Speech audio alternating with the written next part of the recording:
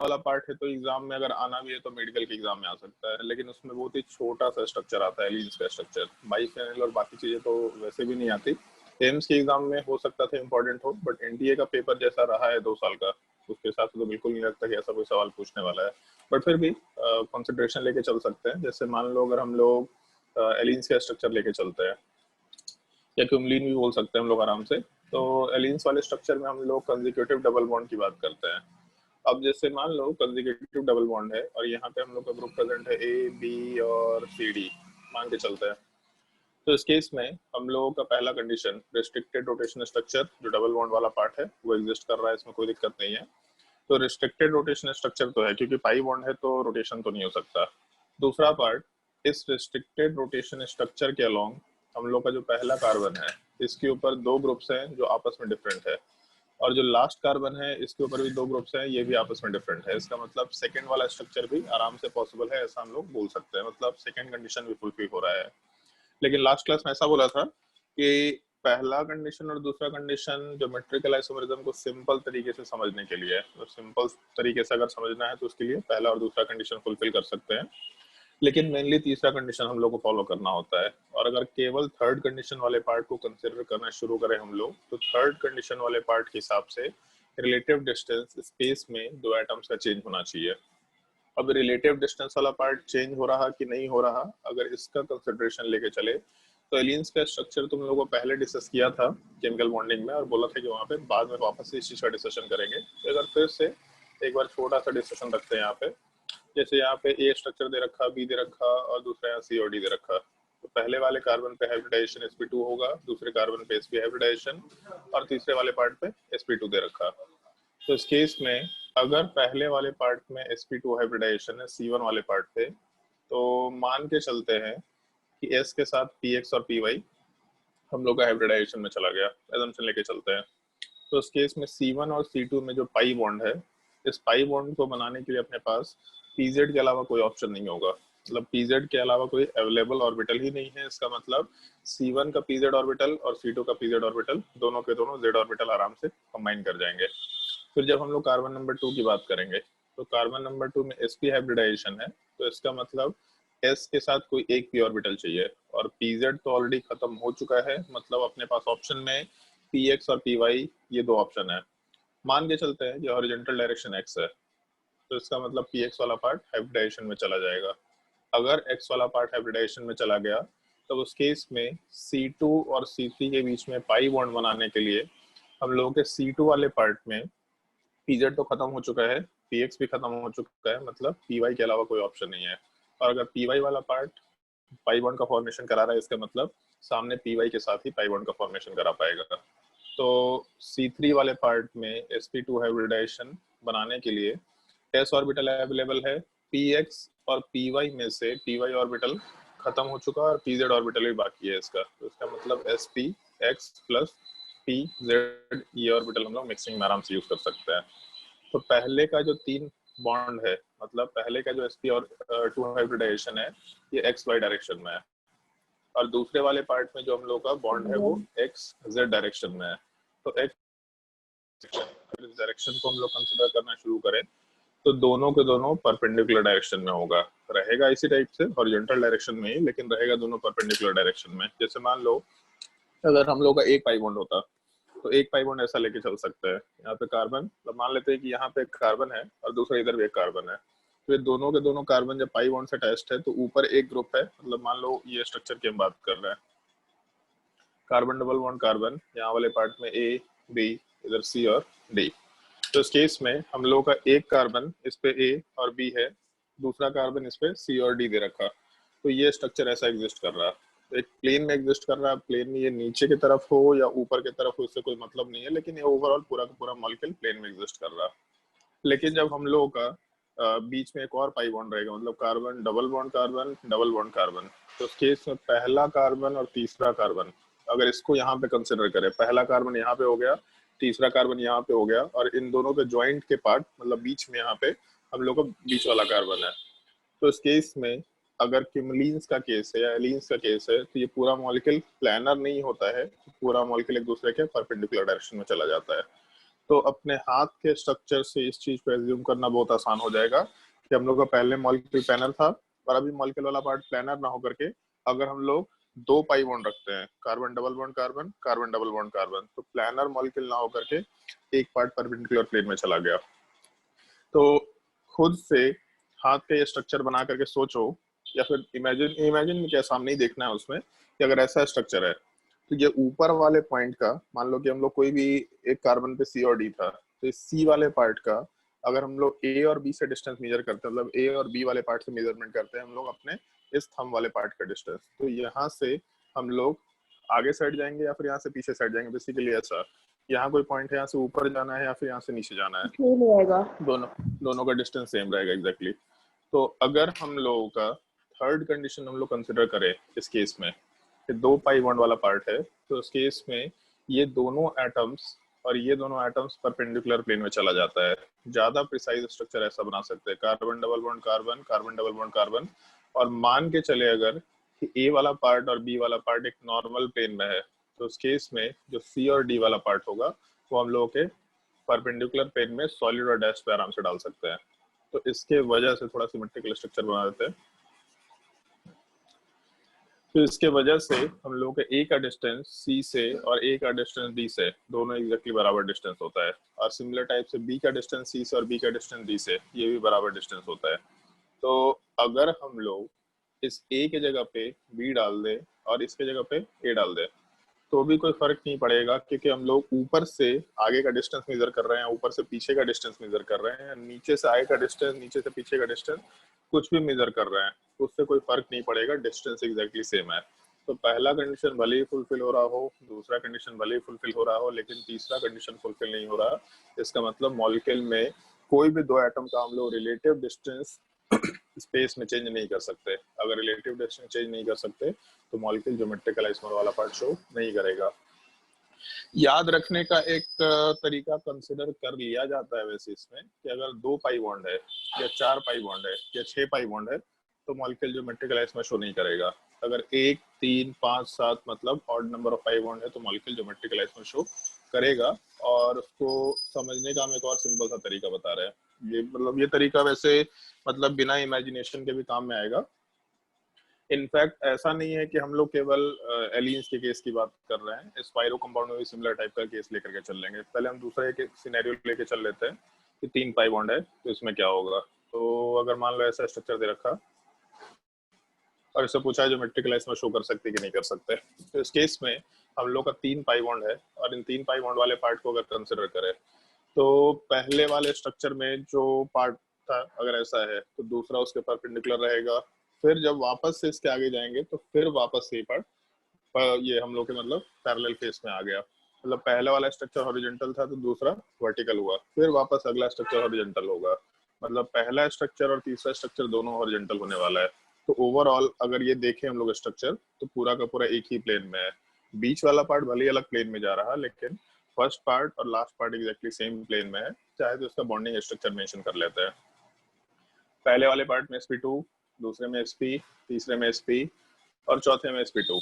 और इसके हिसाब से अगर हम लोग कार्बन नंबर 1 देखते हैं s के साथ px और py मिक्सिंग में लेके गए तो यहाँ पे एक्स वाई डायरेक्ट आ गया हम लोग ये तीनों बॉन्ड का। तो एक्स तो चलो ठीक है, एक्स और वाई का मतलब हम लोग इस प्लेन की बात कर रहे हैं। एक्स और जेड का मतलब हम लोग ओवरऑल एक हॉरिजॉन्टल तो रखेंगे, प्लेन के बाहर और अंदर वाले पार्ट की बात करेंगे। C2 स्ट्रक्चर की अगर बात करें तो C2 वाले पार्ट में सॉरी C1 C2 के बीच में पाई बॉन्ड वाले पार्ट को बनाने के लिए पीजेड के अलावा कोई ऑप्शन अवेलेबल नहीं है। तो पीजेड वाला पार्ट पीजेड के साथ ओवरलैप करेगा, पाई बॉन्ड बन गया। फिर उसके बाद C2 वाले पार्ट का हाइब्रिडाइजेशन अगर कंसिडर करें तो पीजेड तो खत्म हो चुका है, उसका px और py है। मान के चल रहे हैं कि एक डायरेक्शन है हॉरिजॉन्टल तो s के साथ px मिक्सिंग में जाएगा। इसका मतलब अगर हम लोग C2 और C3 के पाई बॉन्ड की बात करें तो C2 का pz खत्म हो चुका है, px खत्म हो चुका है, y के अलावा कोई ऑप्शन नहीं है। तो py वाला पार्ट py के साथ ही बॉन्ड बनाएगा तो पाई बॉन्ड भी बन गया। फिर उसके बाद C3 वाले पार्ट के हाइब्रिडाइजेशन की अगर बात करें हम लोग तो C1 C2 C3 C4, C3 वाले पार्ट में हाइब्रिडाइजेशन में sp है, इसका मतलब s के साथ हम लोग हॉरिजॉन्टल डायरेक्शन में px लेके चल रहे हैं तो अभी भी px है। और इसके बाद जब हम लोग C3 और C4 के बीच में पाई बॉन्ड कंसिडर करेंगे, C3 का py ऑर्बिटल खत्म हो चुका है ऐसा हम लोग मान करके चल रहे हैं। px वाला पार्ट हम लोग का खत्म हो चुका है, तो इस केस में पाई बॉन्ड बनाने के लिए pz के अलावा कोई ऑप्शन नहीं है। तो इस केस में px ऑर्बिटल खत्म हो गया, py ऑर्बिटल खत्म हो गया, pz पाई बॉन्ड बनाने के लिए यूज कर लिए। फिर C4 का अगर हाइब्रिडाइजेशन कंसिडर करें तो इसका pz खत्म हो चुका है, मतलब इसके साथ px और py केवल यही ऑप्शन रहेगा, मतलब xy प्लेन की बात कर रहे हैं। तो C1 पे जो बॉन्ड्स हैं वो xy प्लेन में है, मतलब जो ट्रायंगुलर प्लानर स्ट्रक्चर है ये xy प्लेन में है, और C4 पे जो ट्रायंगुलर प्लानर स्ट्रक्चर है ये भी xy प्लेन में है।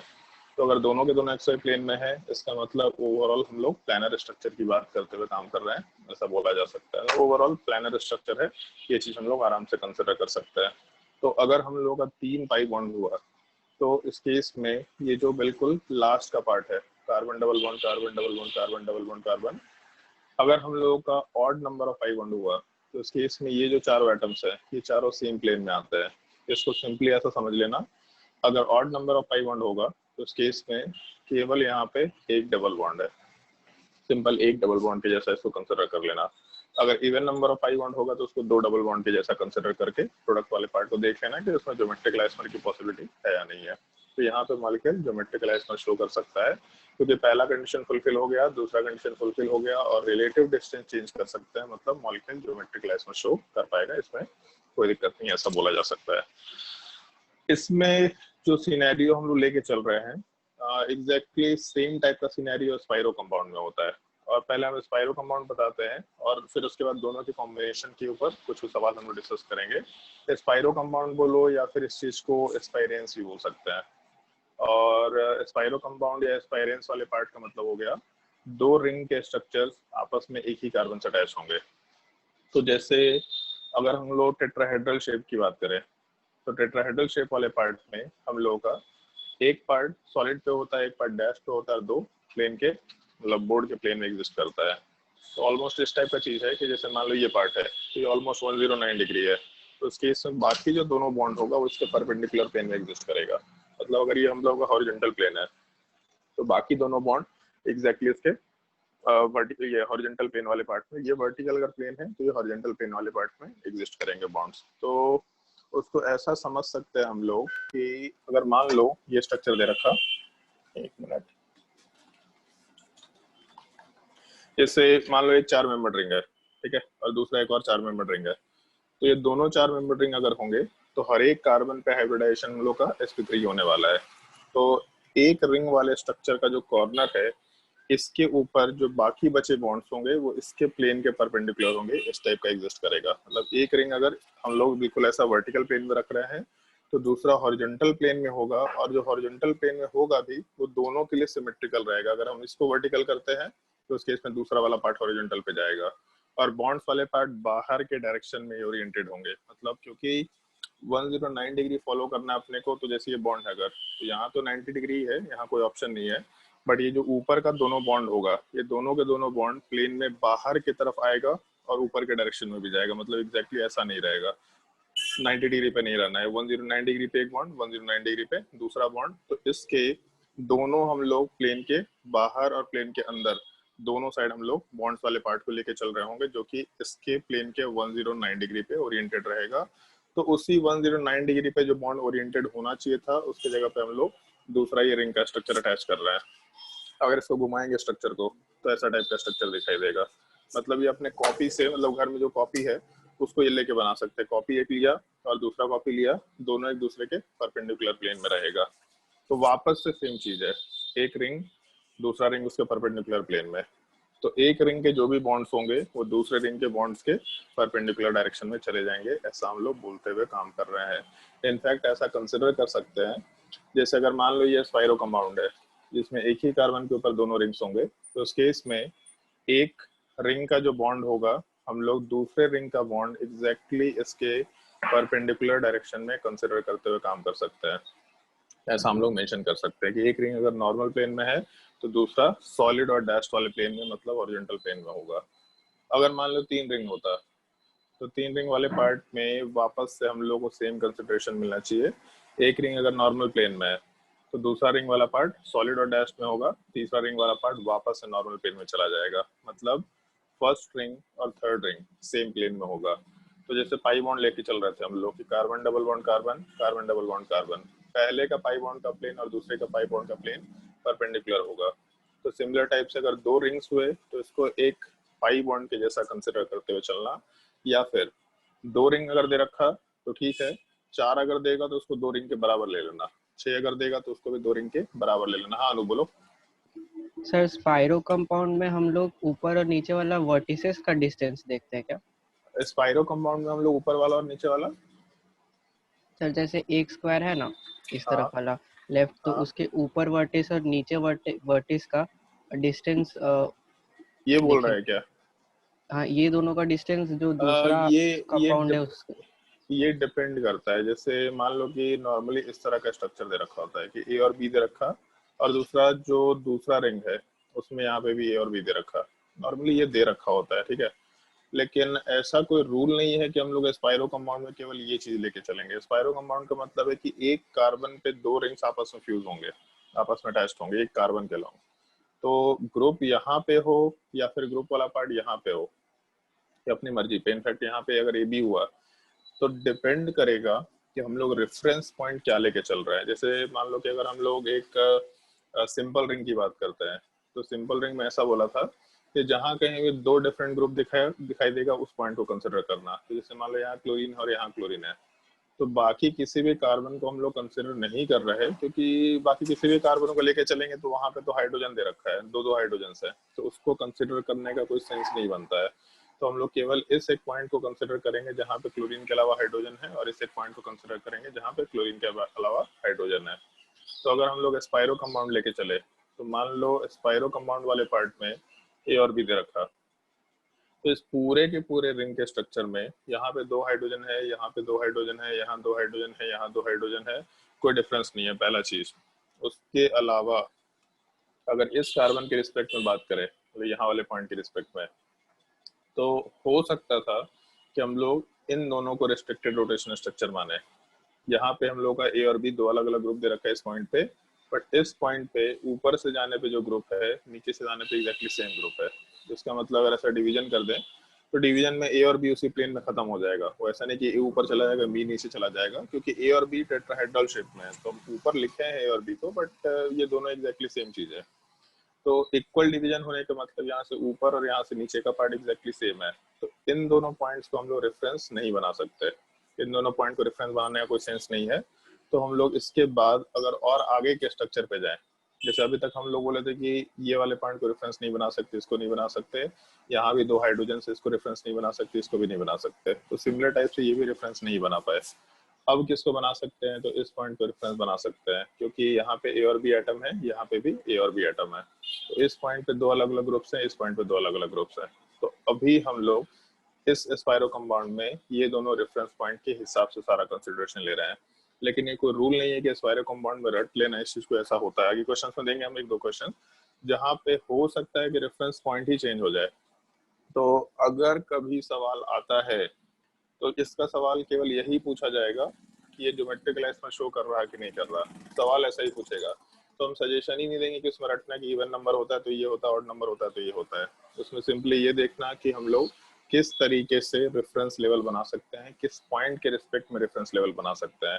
जैसे इस पूरे स्ट्रक्चर में रेफरेंस लेवल मालूम पड़ गया, बट अगर मान लो कि हम लोग ऐसा स्ट्रक्चर लेके चले,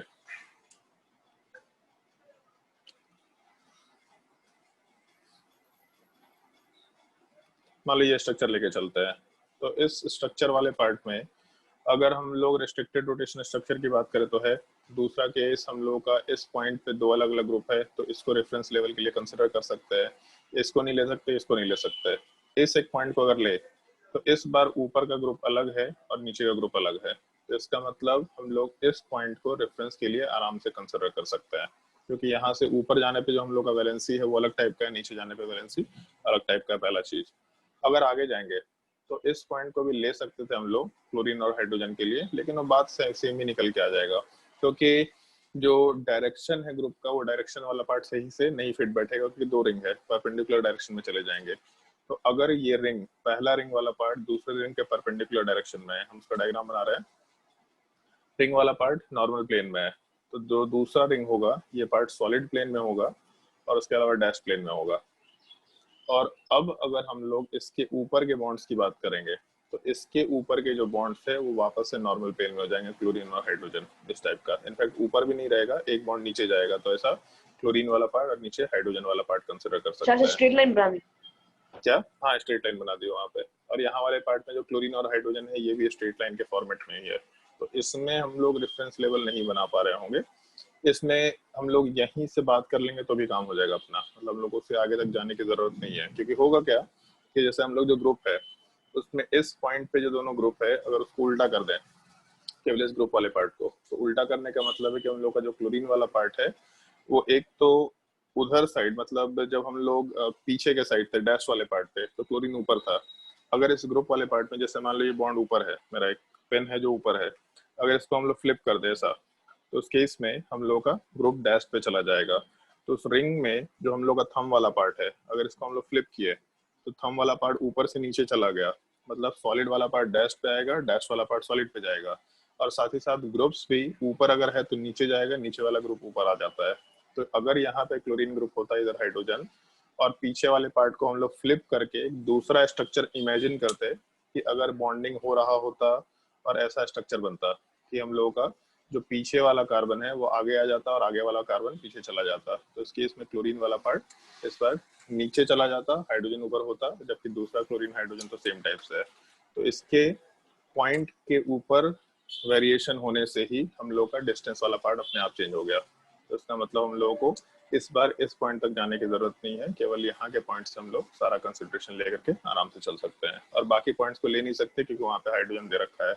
तो अल्कीन्स में तो खैर कोई दिक्कत नहीं है, अल्कीन्स में इस तरह का सिनेरियो नहीं आता है, लेकिन स्पाइरो कंपाउंड्स में जो रिंग है उस रिंग वाले पार्ट में रेफरेंस पॉइंट किसको बनाना है इसको ढंग से चेक करते हुए काम करना होता है। क्योंकि सवाल कभी भी ऐसा नहीं पूछेगा कि ऐसा प्रोडक्ट बना, अब इसमें पूछे बताओ कि कितने स्टीरियो आइसोमर्स होंगे।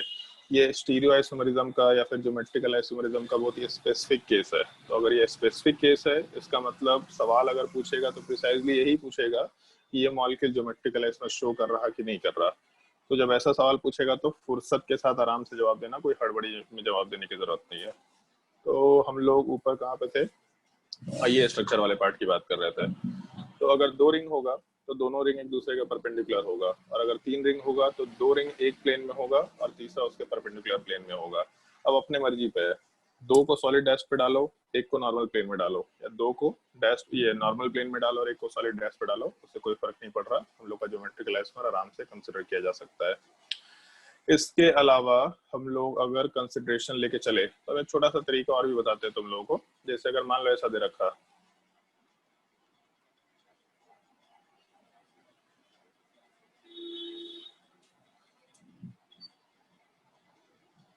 पहले एक बार खुद से सोच के देखो ये मॉलिक्यूल ज्योमेट्रिकल इसमें शो करेगा कि नहीं करेगा। थोड़ा भारी सवाल है बट खुद से एक बार सोच के देखो, जो इमेजिनेशन यूज करना सब यूज करके देखो ये मॉलिक्यूल ज्योमेट्रिकल इसमें शो करेगा कि नहीं करेगा। इसमें हमें स्पाइरो कंपाउंड, ये काम करते हैं, एक मिनट थोड़ा सा रुको, पहले स्पाइरो बना देते हैं उसके बाद डबल बॉन्ड बना देते हैं। मॉलिक्यूल ज्योमेट्रिकल इसमें शो करेगा या नहीं करेगा?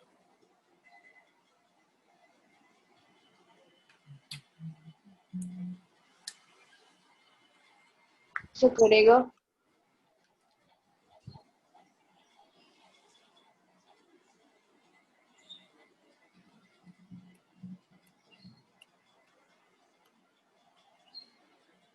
अद्वैत के हिसाब से तो करेगा।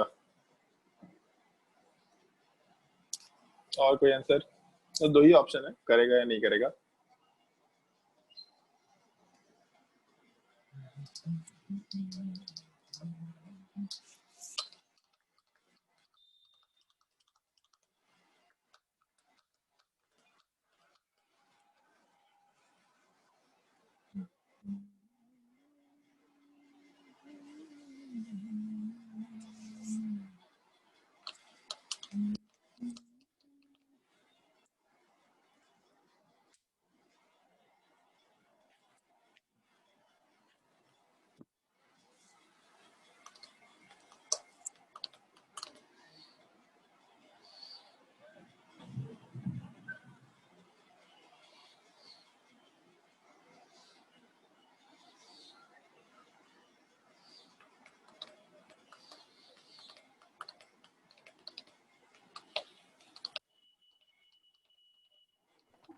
सर परपेंडिकुलर प्लेन से नहीं नहीं करना करेगा। चाहिए।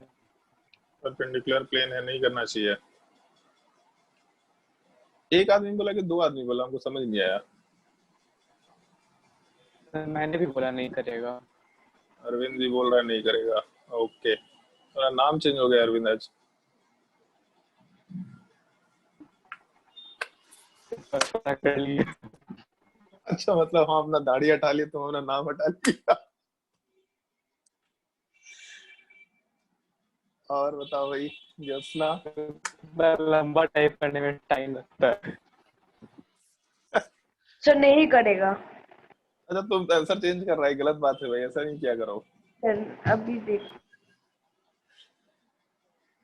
ज्योत्सना,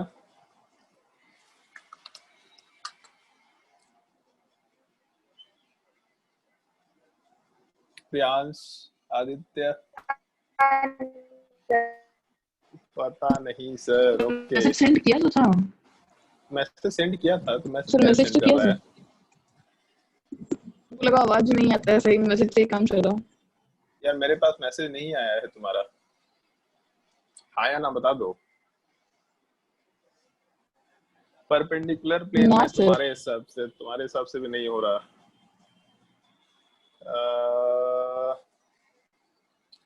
परपेंडिकुलर प्लेन है पक्का?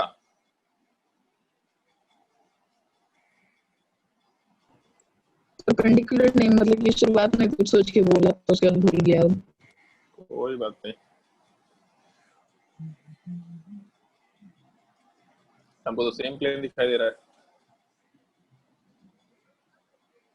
सर लास्ट वाला डबल बॉन्ड के चलते नहीं थोड़ी करेगा change सर।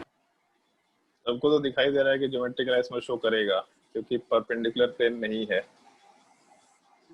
सर चलो लास्ट बात वाला करते डबल हैं, बॉन्ड के चलते कैसे प्लेन चेंज करेगा? करते हैं डिस्कशन करते हैं उस चीज पे। जैसे ऐसा मान लो यहाँ का पाई बॉन्ड और यहाँ का पाई बॉन्ड तो एक दूसरे के परपेंडिकुलर प्लेन में होगा, ठीक है। तो हम एक छोटा सा एजम्पशन लेते हैं, तरीका भी है इसको सीखना। हमको भी कंफ्यूजन होता था कि कैसे करेगा, थोड़ा इमेजिनेशन से तो कर लेते थे लेकिन समझाना बड़ा मुश्किल है, क्योंकि हम इमेजिन कर पा रहे हैं बट ऐसा मुश्किल है। तो उसको ऐसा समझ लेना कि हम दो प्लेन की बात कर रहे हैं, ए और बी, दोनों प्लेन एक दूसरे के परपेंडिकुलर है। तो जैसे ऐसा एजम्पशन लेके चलते हैं कि जो पाई बॉन्ड है वो तो प्लेन परपेंडिकुलर प्लेन में रहता है हमेशा, हम लोग के नॉर्मल बॉन्ड के, मतलब अगर हम लोग पाई बॉन्ड बनाते हैं तो परपेंडिकुलर प्लेन में एग्जिस्ट करता है। तो जैसे सबसे शुरुआत में यहाँ से पहले वाले बॉन्ड्स की बात करते हैं, क्लोरीन और हाइड्रोजन। मान लेते हैं कि ये प्लेन नंबर ए में है, तो जो पाई बॉन्ड होगा वो उसके परपेंडिकुलर प्लेन बी में चला जाएगा। तो उसके अगला पाई बॉन्ड वापस से उसके परपेंडिकुलर प्लेन मतलब ए प्लेन में आ जाएगा। फिर उसके अगला पाई बॉन्ड वाला पार्ट उसके परपेंडिकुलर प्लेन बी में चला जाएगा। फिर उसके अगला पाई बॉन्ड परपेंडिकुलर प्लेन ए में जाएगा।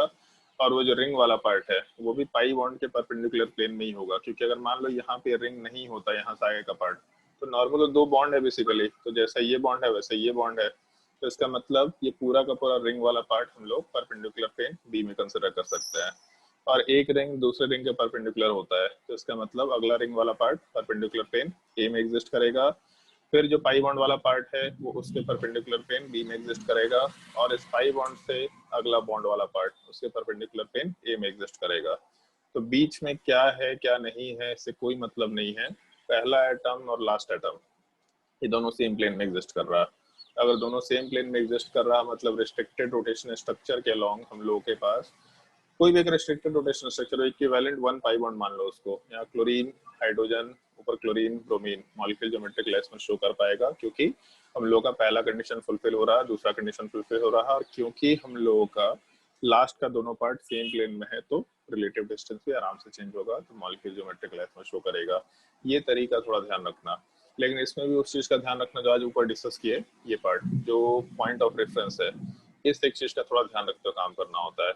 अदरवाइज सिंपली ऐसा समझो, एक रिंग का मतलब एक इक्विवेलेंट पाई बॉन्ड, ठीक है, एक रिंग मतलब वन इक्विवेलेंट पाई बॉन्ड। तो एक पाई बॉन्ड दूसरा पाई बॉन्ड 3 4 5 6 7, 7 का मतलब ऑड नंबर हो गया। तो 1 3 5 7 वो सारा का सारा पार्ट हम लोग एक सिंगल पाई बॉन्ड के जैसा कंसिडर करते हुए ज्योमेट्रिकल आइसोमर के पॉसिबिलिटी में कंसिडर कर सकते हैं, तो मॉलिक्यूल ज्योमेट्रिकल आइसोमर शो करेगा। तो इस एग्जांपल में ऑल बहुत बड़ा सवाल है और तुम लोगों को तरीका बता दिया है। तो इसके बाद हम कुछ क्वेश्चंस दे रहे हैं तुम लोगों को, फटाफट उन क्वेश्चंस को ट्राई करना, और उन क्वेश्चंस के बाद फिर हम लोग एक छोटा सा टॉपिक डिस्कस करेंगे, छोटा सा, इसी में एक और पार्ट होता है बाइफेनाइल का केस, मतलब जहाँ पे हम लोग दो बेंजीन रिंग वाले पार्ट को कंसिडर करते हैं। जो दो बेंजीन रिंग आपस में अटैच होता है तो इस चीज को हम लोग बाइफेनाइल बोला करते हैं। और बाइफेनाइल में रेजोनेंस हो सकता है, और रेजोनेंस की वजह से पूरा मॉलिक्यूल प्लानर होता है इन जनरल। लेकिन इसमें कुछ एक पार्टिकुलर कंडीशन में मॉलिक्यूल फिर से परपेंडिकुलर प्लेन में चला जाता है। तो ये जो तरीका बताया तुम लोग हाथ ऐसा करके देखने का, इसको तो खुद से सोच के भी देखना, मतलब ऐसा नहीं कि बस हमसे सीख लिया, खुद से ट्राई करके देखना। क्योंकि जब हम लोग ऑप्टिकल आइसोमेरिज्म में जाएंगे तो ऑप्टिकल आइसोमेरिज्म में plane of symmetry, centre of symmetry करके चीज निकालना होगा। शायद तुम लोगों को बोला था, सेंटर ऑफ सिमेट्री वाला पार्ट एक बार बताया था। तो प्लेन ऑफ सिमेट्री और सेंटर ऑफ सिमेट्री केमिकल निकालने बॉन्डिंग के, में। हाँ केमिकल बॉन्डिंग में बताया था। तो प्लेन ऑफ सिमेट्री और सेंटर ऑफ सिमेट्री निकालने के लिए हम लोगों को बेसिकली ये चीज जानना पड़ेगा कि इमेजिनेशन के हिसाब से ये कैसा एग्जिस्ट करता है। जैसे ज्योमेट्रिकल आइसोमेरिज्म तो थ्योरेटिकली बता दिया कि A B A B A B A B ऐसा हो गया, बट ऑप्टिकल आइसोमेरिज्म में ऐसा जज कर पाना मुश्किल है। तो उस केस में हाथ का स्ट्रक्चर बना के काम करना बहुत इजी होता है, आराम से इस तरीके को फॉलो करके देखने के। अच्छा एक पार्ट ऐसा हो गया, दूसरा उसका परपेंडिकुलर हो गया, तो यहाँ पे प्लेन ऑफ सिमेट्री निकल के आ रहा कि नहीं आ रहा, खुद से सोच लेना, कि जिंदगी भर याद रहेगा तुम लोगों को तरीका। तो इस केस में कुछ क्वेश्चन हम फटाफट दे रहे हैं तुम लोगों को, उसको ट्राई करते जाओ कि मॉलिक्यूल में ज्योमेट्रिकल आइसोमेर शो करेगा कि नहीं करेगा।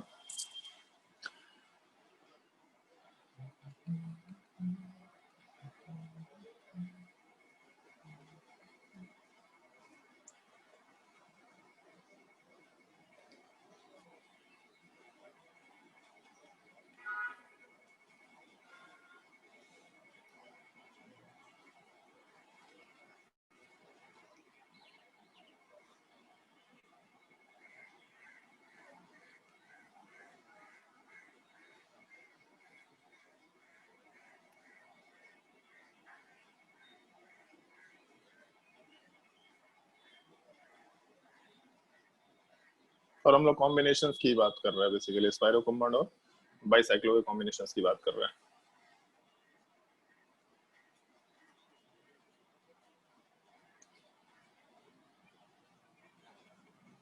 हर जगह पे क्लोरीन हाइड्रोजन दे रखा है इन जनरल, अगर कहीं कोई डिफरेंस हो तो अलग बात है, बट अदरवाइज क्लोरीन हाइड्रोजन।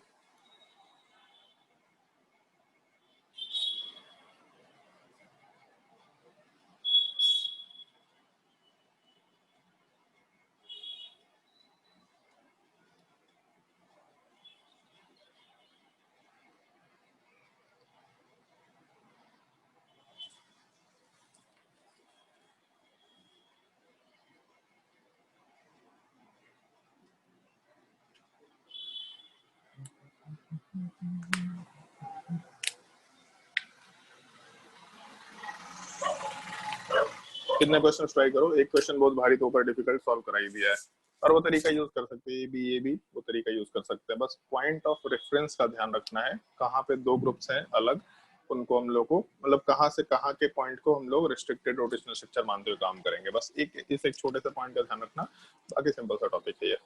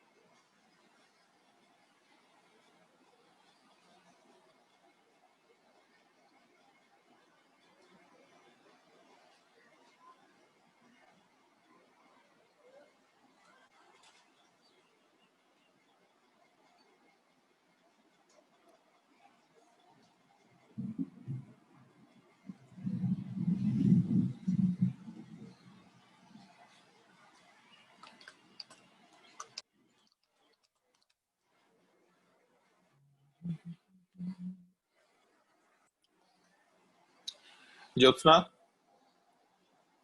आवाज आ रहा है तुमको?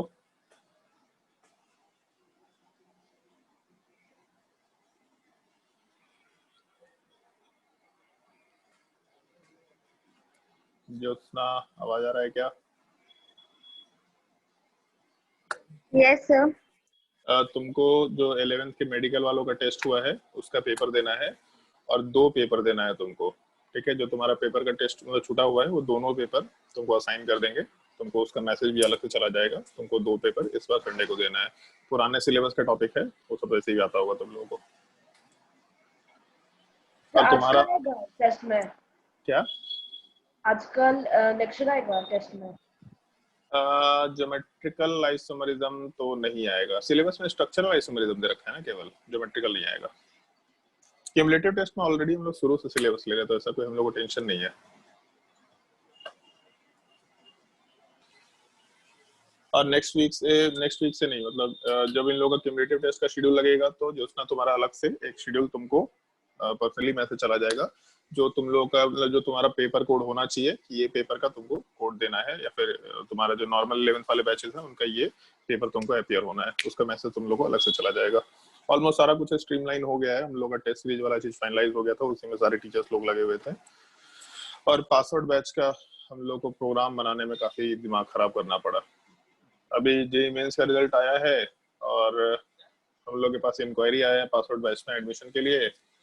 उनको जनवरी का एग्जाम का तैयारी करना है। अब सितंबर मिड है, जनवरी में कैसे हम लोग सिलेबस कंप्लीट करा सकते हैं, लेकिन उनको करना तो जनवरी का ही है। परसेंटाइल कितना है? तो 56 परसेंटाइल, 52 परसेंटाइल। हमको जनवरी के मेंस का तैयारी करना है, तो उसी के प्लानिंग में हम लोग लगे पड़े थे क्या क्या टॉपिक इस सीक्वेंस में पढ़ाए, ताकि एटलीस्ट 70-80% या फिर 60% से 70% सिलेबस कवर हो जाए।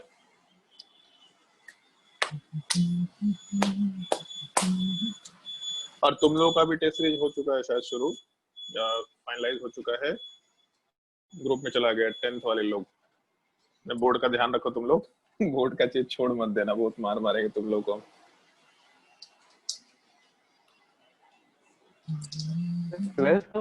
वो उसमें भी आप लोग लिख दीजिए लास्ट में 20 टेस्ट बाद में लिया जाएगा। क्योंकि यार शेड्यूल में प्रॉब्लम क्या है कि मतलब जैसे इतना लंबा प्लानिंग कर पाने के लिए बहुत एफर्ट लग रहा था, क्योंकि इतना सारा काम चल रहा है कि मतलब हम लोग मैनेज नहीं कर पा रहे उस चीज को एक्चुअल में। तो नया ऑफिस भी हम लोग ढूंढ रहे हैं, तो उसमें भी लगे पड़े हैं, तो बहुत तरह का चीज चल रहा है। तो इसलिए हम मतलब बोले कि जनवरी तक का फाइनलाइज कर दो। इन केस अगर मेंस एग्जाम डिले भी होता है तो 31 जनवरी तक का हम लोग का शेड्यूल फाइनल रहेगा। वरना फिर पता चला कि हम लोग दिसंबर तक का करते हैं और मेंस का एग्जाम बोल दिया जनवरी में नहीं होगा, फरवरी में होगा। तो उस पॉसिबिलिटी को देखते हुए हम लोग जनवरी तक का शेड्यूल रखें, और उसके बाद फिर फरवरी से आगे बोल दिया कि सारा टेस्ट हम लोग बाद में शेड्यूल दे देंगे। क्योंकि मतलब प्लानिंग करना भी तो बहुत मेहनत का काम है, प्लानिंग भी करना है, पेपर भी बनाना है, बहुत काम चल रहा है, बहुत एक्सट्रीम काम चल रहा है।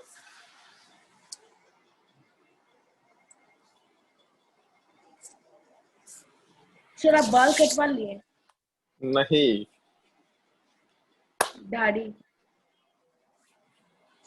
दाढ़ी कटवाए नहीं है, ट्रिमर है मेरे पास घर पे पड़ा हुआ है। बच्चे लग रहे। अरे तो अच्छा चीज है ना, हम जवान लग रहे हैं, तुम लोगों को दिक्कत है क्या बताओ? बच्चे लग रहे हैं तो हम बच्चे, तो अच्छी बात है ना, बच्चा लगना तो अच्छा चीज होता है। बहुत अलग लग रहा है।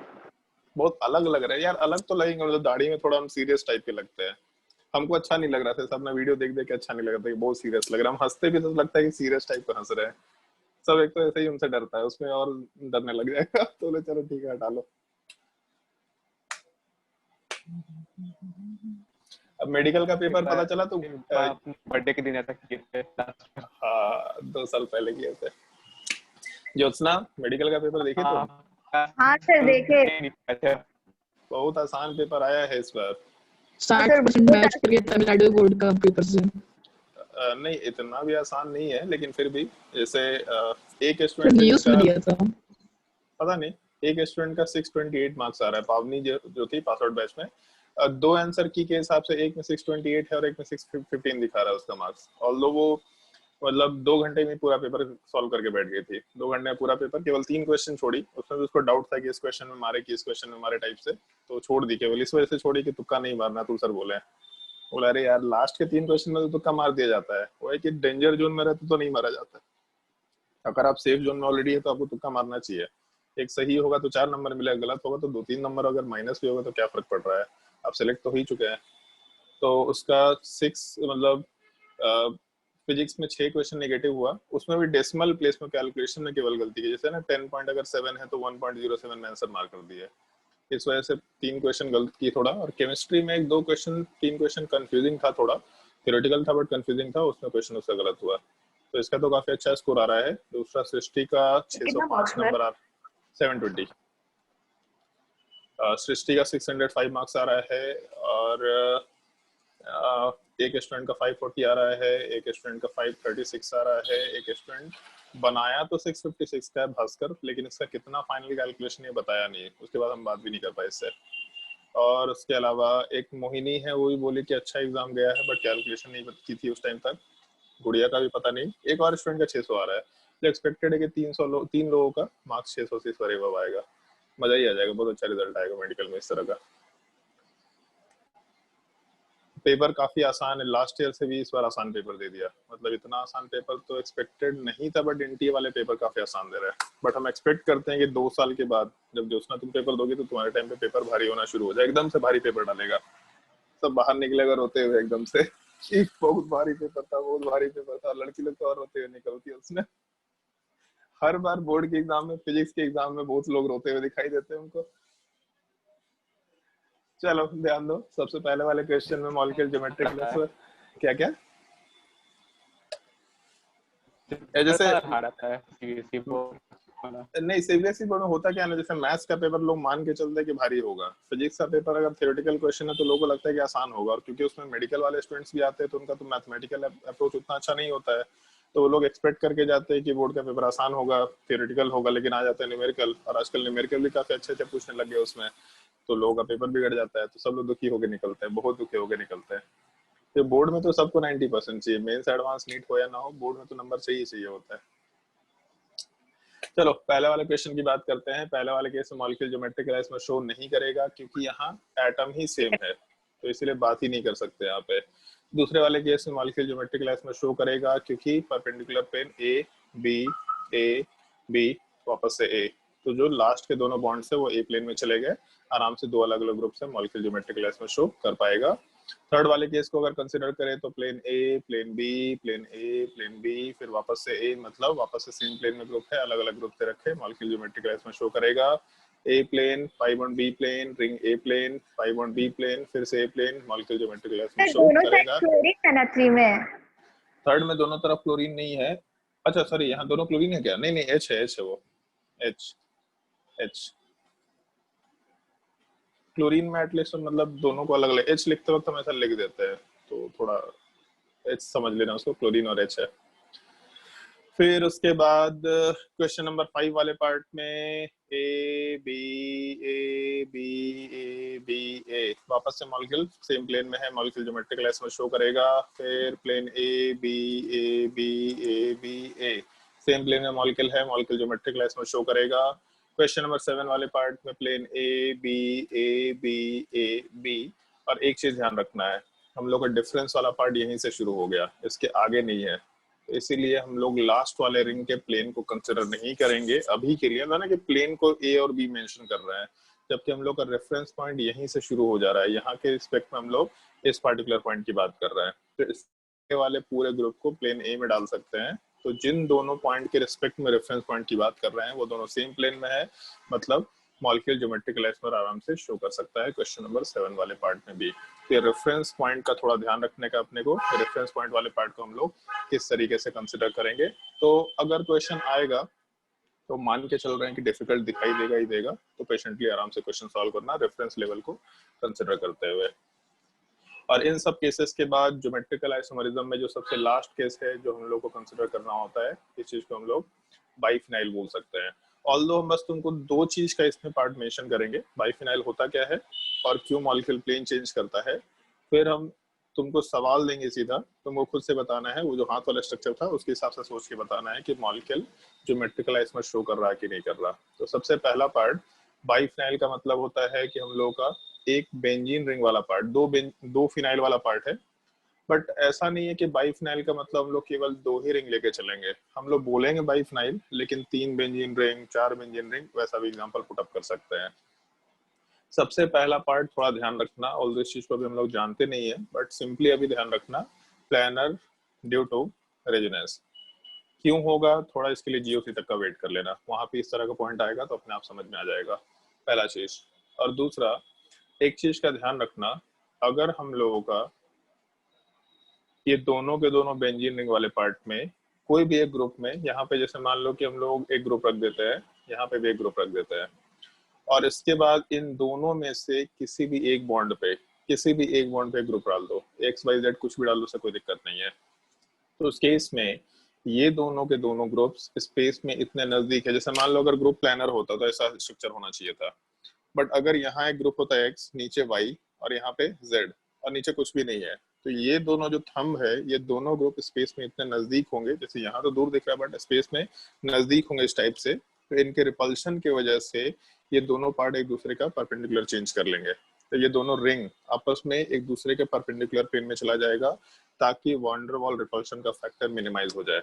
अगर दोनों तरफ ग्रुप हुआ, मतलब जेड वाले बेंजीन रिंग के साथ साथ यहाँ पे मान लो एक और ग्रुप हुआ, तब तो और अच्छी बात है कि हम लोगों का ऊपर थंब में भी रिपल्शन हो रहा है और नीचे जो लिटिल फिंगर है उसमें भी रिपल्शन हो रहा है, तो ज्यादा रिपल्शन तो आराम से परपेंडिकुलर डायरेक्शन में ग्रुप रहना चाहेगा, ऐसा बोल सकते हैं। एक और पॉइंट ऐसा बोल सकते हैं यहाँ पे, जैसे मान लो एक में दो ग्रुप था एक बेंजीन रिंग में, जबकि दूसरे में केवल एक ही है, तो अगर ऐसा हुआ कि हम लोग एक को परपेंडिकुलर डायरेक्शन में लेके गए, तो एग्जैक्टली परपेंडिकुलर डायरेक्शन होगा, क्योंकि अगर हम लोग इस पार्ट में, जैसे यहाँ थंब है, अगर इसको हम लोग ऊपर रखेंगे तो ऊपर के साथ रिपल्शन होगा, अगर इसको हम लोग नीचे रखेंगे तो लिटिल फिंगर के साथ उस थंब का रिपल्शन होगा।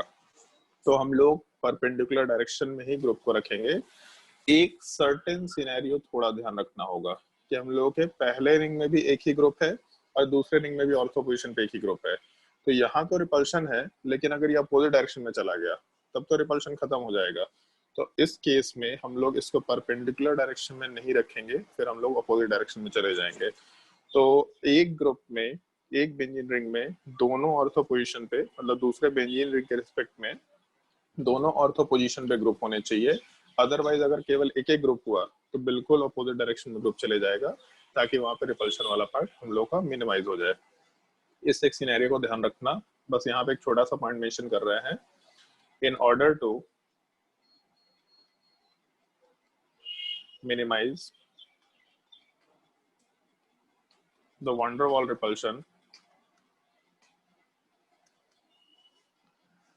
the rings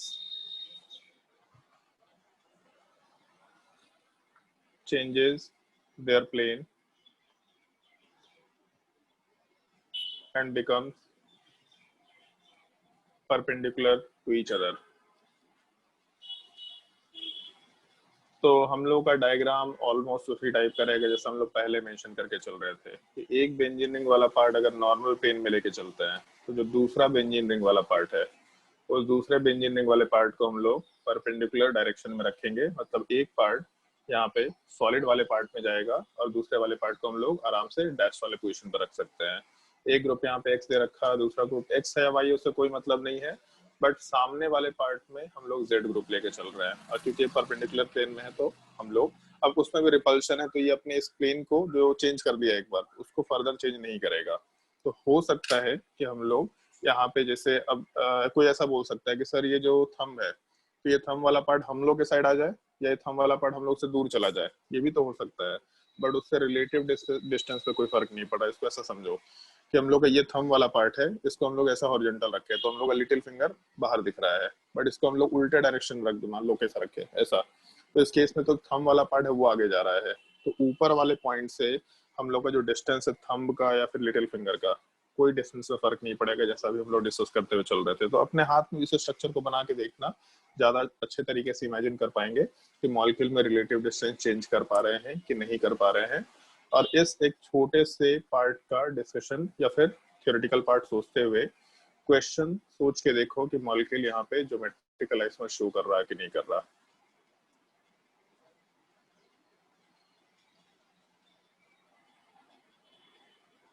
तो मॉलिक्यूल ज्योमेट्रिकल आइसोमर शो कर सकता है कि नहीं कर सकता है।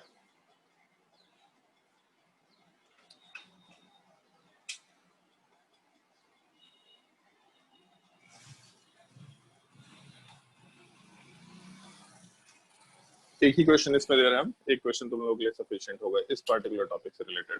और जब हम लोग ऑप्टिकल आइसोमरिज्म में आएंगे तब हम लोग इसमें 5 तरह के क्वेश्चंस करेंगे।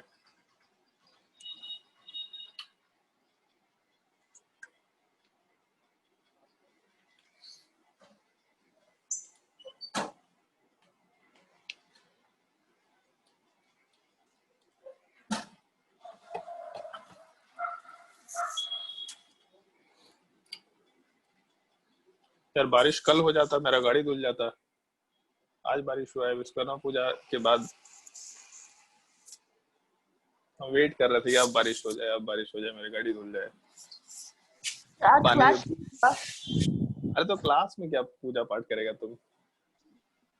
सर 2 मिनट लीजिए, बाहर निकल के आइए गाड़ी को। क्या कर रहे हैं 2 मिनट के लिए? 2 मिनट का ब्रेक दीजिए, हम लोग क्वेश्चन बनाते हैं, आप तब तक मैं बाहर पार्क करके आ जाइए। मेरा गाड़ी बाहर ही रहता है हमेशा, वो मतलब सिटी सेंटर में इसलिए पार्किंग, इसलिए सिटी सेंटर में घर के अंदर पार्किंग स्पेस नहीं होता, बाहर ही होता है। हमको लगता है हाँ कि मैं देखा था नीचे हाँ, अब 2-2.5 महीने से हम लोग मॉडल नया तो हाँ, अब 2-2.5 महीने से हम कार नहीं चलाए, मेरे कार का बैटरी डिस्चार्ज हो गया है। परसों मन करके देख रहे थे कि चलो पूजा पाठ होगा, उस दिन साफ सफाई करना होगा, गाड़ी ही नहीं खुल रहा, गाड़ी लॉक हो गया है। जो बाहर से जो की होता है वो मेरा की काम ही नहीं करता है, मेरा गाड़ी ही लॉक हो गया है। तो मैकेनिक बुलाकर इसको सही करवाना पड़ेगा।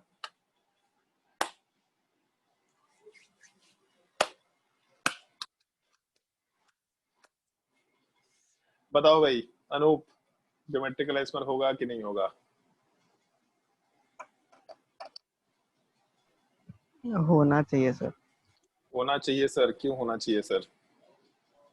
सर क्योंकि फर्स्ट बेंजीन रिंग में जो क्लोरीन है और लास्ट बेंजीन रिंग में जो क्लोरीन है, वो लोग या हाँ तो दोनों ऊपर ऊपर की तरफ हो सकता है या फिर एक ऊपर और एक नीचे हो सकता है। हाँ ठीक है, हम ऐसा एजम्पशन लेते हुए चल रहे हैं कि जो बीच वाला रिंग है वो हम लोग के हॉरिजॉन्टल पार्ट में रह जाए, ताकि समझना डायग्राम आसान हो जाए। अगर बीच वाला पार्ट हॉरिजॉन्टल पार्ट में होगा, मतलब सॉलिड और डैश प्लेन पे होगा, तो बाकी जो बेंजीन रिंग वाला पार्ट है वो हम लोग के बिल्कुल कॉपी के प्लेन में या बोर्ड के प्लेन में एग्जिस्ट करेगा। तो यहाँ क्लोरीन वाला पार्ट हो गया, यहाँ आयोडीन वाला पार्ट हो गया, यहाँ ब्रोमीन वाला पार्ट, यहाँ ब्रोमीन वाला पार्ट। रिपल्शन की वजह से क्लोरीन वाला पार्ट तो परपेंडिकुलर प्लेन में जाएगा, यहाँ पे क्लोरीन वाला पार्ट परपेंडिकुलर प्लेन में। तो हो सकता है दोनों ऊपर हो, एक पॉसिबिलिटी। या फिर हम लोग ऐसा कंसिडरेशन भी लेकर के चल सकते हैं कि दोनों को दोनों ऊपर ना एग्जिस्ट करे, दोनों अपोजिट डायरेक्शन में एग्जिस्ट कर जाए। अपोजिट डायरेक्शन में एग्जिस्ट करने का मतलब एक क्लोरीन ऊपर ना होकर के नीचे चला गया, उसी प्लेन वाले पार्ट में नीचे चला गया। तो है तो कॉपी के ही प्लेन में, बट एक जगह क्लोरीन वाला पार्ट ऊपर है, दूसरा भी क्लोरीन ऊपर है, और दूसरे वाले केस में क्लोरीन वाला पार्ट नीचे चला गया। तो रिलेटिव डिस्टेंस स्पेस में चेंज हो सकता है, और ये रिलेटिव डिस्टेंस आपस में इंटर कन्वर्टेबल है भी नहीं, क्योंकि रिपल्शन के फैक्टर की वजह से यहाँ पे फर्दर रोटेशन नहीं हो पाएगा। सिंगल बॉन्ड है तो रोटेशन हो सकता था, बट उस सिंगल बॉन्ड में रिपल्शन के फैक्टर की वजह से रोटेशन रुक गया है। तो इस वजह से हम लोग फर्दर यहाँ रोटेशन नहीं करा पा रहे। इस वजह से एक रिस्ट्रिक्टेड रोटेशन स्ट्रक्चर के टाइप का स्ट्रक्चर है यहाँ पे मॉलिक्यूल में। क्लोरीन वाला पार्ट कम डिस्टेंस पे, और यहाँ वाले केस में क्लोरीन वाला पार्ट ज्यादा डिस्टेंस पे है मॉलिक्यूल। ज्योमेट्रिकल आइसोमर होंगे एक दूसरे के रिस्पेक्ट में, तो ये कंपाउंड ज्योमेट्रिकल आइसोमर शो करेगा, ऐसा हम लोग आराम से बोलते हुए काम कर सकते हैं। तो मेरे हिसाब से तुम लोगों को ये टॉपिक ज्योमेट्रिकल आइसोमरिज्म का समझ में आया होगा। और अगर ज्योमेट्रिकल आइसोमरिज्म का टॉपिक समझ में आया तो हम तुम लोगों को बुकलेट भेज रहे हैं, जिसमें तुम लोगों को ज्योमेट्रिकल आइसोमरिज्म वाला पार्ट पूरा का पूरा सॉल्व करना होगा। 1 मिनट थोड़ा वेट करो। Stereo isomer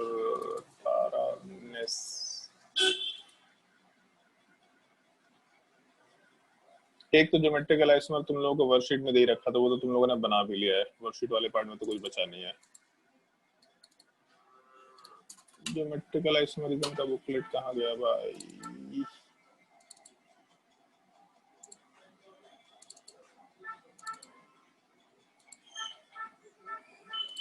isomerism, okay, 1 minute.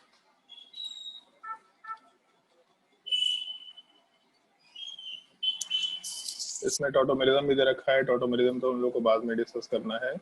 Geometrical isomerism का एक और मॉड्यूल होना चाहिए, 2 मॉड्यूल होने चाहिए शायद मेरे पास।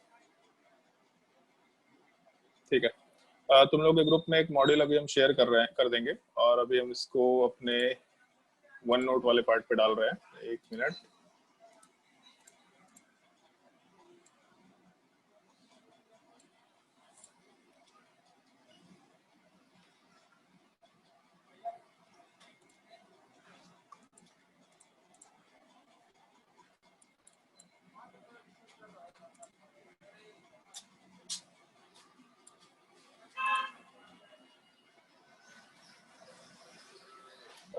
इसमें फाइल आ नहीं रहा, क्या हो गया भाई?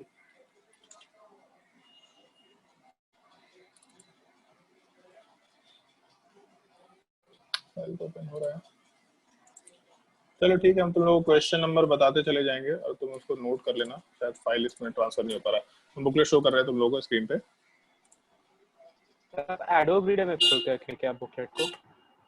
खोल तो रखे है रीडर में, बट वहां से वन नोट में ट्रांसफर नहीं। ऐड करके देखिए वहां से अच्छा, वहां से क्लोज करके, हाँ ठीक है, वहां से क्लोज कर दिया तो हो रहा है। तो स्कूल में छुट्टी क्यों दिया? स्कूल में छुट्टी क्यों दिया? स्कूल वालों को छुट्टी देने का बहाना चाहिए होता है। विश्वकर्मा पूजा। स्कूल में एक्चुअल में स्कूल में छुट्टी देने का बहाना चाहिए होता है। केंद्रीय विद्यालय में जितना छुट्टी हमको मिला है ना जिंदगी में, भाई साहब ऐसा कभी नहीं मिलेगा। 50 दिन गर्मी छुट्टी, जो मौका मिल जाए छुट्टी है। इसलिए स्कूल में छुट्टी नहीं था। देखो एप्पा में छुट्टी नहीं था। इन लोग का शायद टेस्ट चल रहा है ना किसी स्कूल में हाफ ईयरली। कल जीडीपीएस को तो हाफ ईयरली भी शुरू हो गया सबका। क्वेश्चन नंबर, डर लग रहा था ऑफलाइन होगा, ऑनलाइन ही होगा लगता है सबका। अब अभी ऑनलाइन होगा। अरे ये प्रैक्टिकल एग्जाम हो गया भाई इसका, क्या बोलते हो उसको, फिजिकल एजुकेशन का प्रैक्टिकल एग्जाम हो गया। कैसे हुआ? तो कॉपी चेक होगा हम लोग ऑनलाइन। क्या हुआ? कॉपी चेक होगा ऑनलाइन। पता नहीं, मतलब आज एक स्टूडेंट का आया कि सर हम लोगों को वीडियो ऑन करके पुशअप मारने के लिए बोला गया। बोले ठीक है, बढ़िया है, यही काम करो तो लोग। चलो ध्यान दो, ये बुकलेट मैं बोली हिंदी का पीडीएफ कॉपी का फोटो खींच के पीडीएफ बना के भेजो। मैं अपना दोस्त का नाम लगा के भेज दिया। करो, सही है, बहुत सही है। ये बहुत नालायक आदमी है आदित्य आर्यन। पहला पेज का फोटो अपना खींचे, बाकी उसी के चिपका दिया। फोटोशॉप यूज कर रहा है तुम, चलो अच्छा है। एक्सरसाइज 1 में बुकलेट अभी तुम्हारे ग्रुप में डाल देंगे, जिसमें एक्सरसाइज 1 वाले पार्ट में क्वेश्चन नंबर 3 मैलिक एसिड और फ्यूमरिक एसिड वर्ड मेंशन किया ना तुम लोगों को कभी? Yes sir. अच्छा, लेकिन इसका डिस्टिंग्विश करने के लिए तो इसका फिजिकल प्रॉपर्टी चाहिए। अभी तो नहीं कर सकते। चलो ठीक है, कोई बात नहीं। क्वेश्चन नंबर 5 ट्राई कर लेना। क्वेश्चन नंबर 5, क्वेश्चन नंबर 6, फिर उसके बाद right structural isomer question number 8 try कर लेना। फिर उसके बाद रिलेशनशिप बिटवीन, तो टॉटोमेरिज्म का ही सवाल है।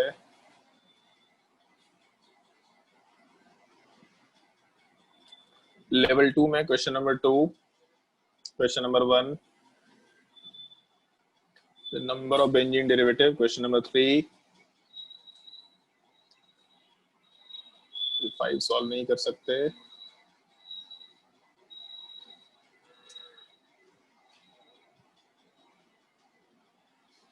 क्वेश्चन नंबर 10,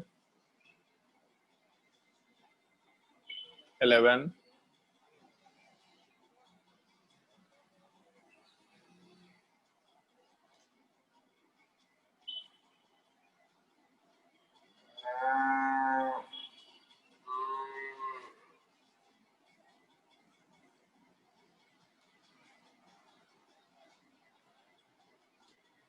क्वेश्चन नंबर 25 अच्छा सवाल देखने में लग रहा है।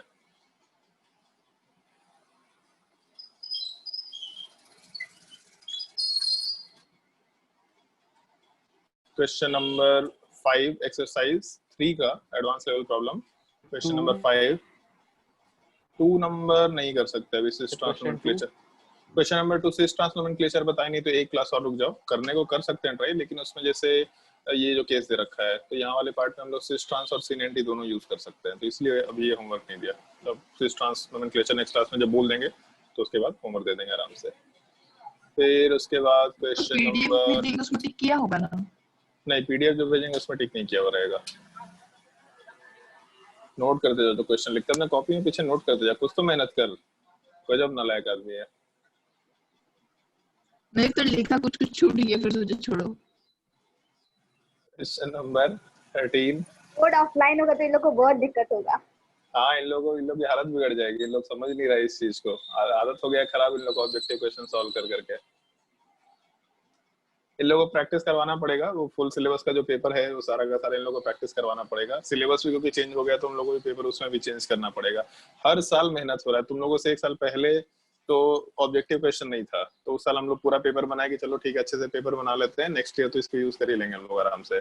नेक्स्ट ईयर ऑब्जेक्टिव पेपर आ गया तो वो भी खत्म हो गया, फिर से वापस से पेपर बनाओ, कुछ कुछ तो हम लोग सीधा ऐसे ही कॉपी पेस्ट मार लिए। फिर सोचे चलो इस साल मेहनत कर लेते हैं, अगले साल तो काम आ ही जाएगा, इस बार सिलेबस ही छोटा हो गया, फिर वापस से मेहनत करवा रहे उसी चीज में। इसके बाद क्वेश्चन नंबर ऑप्टिकल आइसोमरिज्म, देखो यही चीज बोल रहे थे, जैसे बाइफिनाइल के स्ट्रक्चर में हम लोग ऑप्टिकल आइसोमरिज्म का डिस्कशन करेंगे, स्पाइरो कंपाउंड, बाइसाइक्लो कंपाउंड और ये एलिन्स, इस तरह के स्ट्रक्चर्स को हम लोग डिस्कस करेंगे आराम से। तो इसलिए वो हाथ वाला जो तरीका बताया उसको फॉलो करना, खुद से इमेजिन करके देखना तो मजा आएगा। फिर उसके बाद ठीक है, उसके बाद अभी के लिए हाँ ठीक है, क्वेश्चन ये पैराग्राफ नंबर 3 सॉल्व कर सकते हैं आराम से, मतलब मैट्रिक्स मैच, पैराग्राफ नहीं मैट्रिक्स मैच 3। इतने क्वेश्चन ट्राई कर लेना, इतने क्वेश्चन ट्राई करके देखो पहले, इतने क्वेश्चन थियोरेटिकली ठीक है काफी, और उसके बाद फिर हम लोग एक और असाइनमेंट देंगे तुमको जिसमें थोड़े और अच्छे अच्छे टाइप के क्वेश्चन होंगे स्टीरियो आइसोमर्स वाले पार्ट का, उसमें फिर हम लोग नेक्स्ट क्लास में होमवर्क देंगे। मतलब स्टीरियो आइसोमर्स के जितने भी टाइप के क्वेश्चन हो सकते हैं वो सारे के सारे क्वेश्चन हम लोग यहाँ पे डिस्कस करेंगे आराम से, क्योंकि जनरल टाइप का टॉपिक है, तो ये ऐसा टॉपिक है कि तुमको एक बार अच्छे से एकदम सीखना है, जितने टाइप के क्वेश्चन हो सकते हैं सब सीखना है, और उसका जिंदगी भर याद रखना पड़ेगा। कुछ स्पेसिफिक केसेस तो कभी कभी देखना पड़ेगा पलट के, बट अदरवाइज इतना जनरल चीज होगा कि तुमको हमेशा याद होना चाहिए चीज। तो अगर कोई डाउट है किसी को आज के लेक्चर में कहीं पे कुछ भी तो पूछ सकता है, अगर डाउट नहीं है तो आज के लिए क्लास हम यहीं पे एंड करेंगे। नेक्स्ट क्लास में हम लोग नोमेनक्लेचर का पार्ट डिस्कस करेंगे और फिजिकल प्रॉपर्टी वाला पार्ट डिस्कस करेंगे, और उसके बाद फिर हम लोग तीसरा डिस्कशन करेंगे नंबर ऑफ ज्योमेट्रिकल आइसोमर वाले पार्ट का, ऐसा हम लोग नेक्स्ट क्लास में डिस्कस कर सकते हैं। तो अगर कोई डाउट है किसी का तो आराम से पूछ सकता है किसी पर्टिकुलर पॉइंट पे।